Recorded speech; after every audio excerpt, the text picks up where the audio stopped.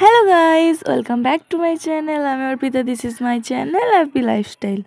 আজ হচ্ছে শিবরাত্রি আর আমি চললাম পুজো দিতে। আমাকে কেমন লাগছে অবশ্যই কিন্তু কমেন্ট করে জানিও। প্রত্যেক বছর এই দিনটায় আমি শাড়ি পরি না, আমি উপোস করিনি।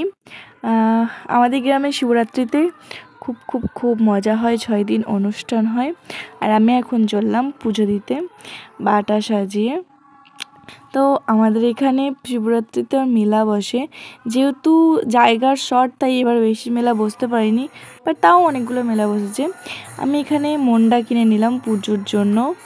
মন্ডাটা আমার কেনা হয়নি আগে, তাই এখানে শিব মন্দিরের সামনেই এখানে মিষ্টির দোকান বসে, সেখান থেকেই আমি মন্ডাটা কিনে নিলাম। আর তাহলে আর কষ্ট করে আবার সেই বাজার যেতে হলো না। তো এখানেই মন্ডাটা কিনে আমি পুজো দেবো। তো আমাদের মন্দিরটা তোমরা কে কে দেখেছো অবশ্যই কিন্তু কমেন্ট করে জানাবে। অনেক ভিডিওতে আমি কিন্তু এই মন্দিরটা নিয়েছি। তো এটা হচ্ছে আমাদের মন্দির, যারা দেখোনি তারা আরেকবার দেখে নাও। আমি আসার আগেই এখানে পুজো হলো, বাট তাই এখন আর করবে না। এখন শুধু বললো নাম সংকল্পটা করে দেবে। তো নাম সংকল্প করা হয়ে গেছে, পুজোও কমপ্লিট। আমি এখন বাটা নিয়ে বাড়ি যাব।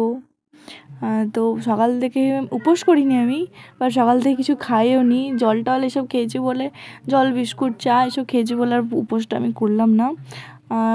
তার বাইরে আমি মুড়ি ভাত কিছু খাইনি, ভারী খাবার কিছু খাইনি, শুধু ওই হালকা টুকটাক চা বিস্কুট এসব খেয়ে আছি।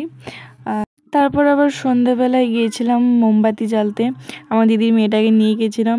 ও দেখো কেমন পাশের জনে দেখে দেখে কেমন গড় হয়ে প্রণাম করছে। ও সব কিছু সবার দেখে দেখে নকল করে, আজকালকার বাচ্চা একটু বেশি পাকা। তো এখানে সন্ধেবেলায় এত বড় একটা লাইন পড়েছে, এই লাইনের ভয়েই আমি দিনের বেলায় পুজোটা দিতে আসি। আর আমার দিদির মেয়ে এত লোক দেখে, লাইট দেখে, চারিপাশে মেলা টেলা দেখে ওর তো খুব আনন্দ। তো তারপরে আমরা বাড়ি চলে গেছিলাম, সন্ধে পড়ে গেছে। ভিডিওটা ভালো লাগলে like comment share and subscribe করে দেবে। বাই।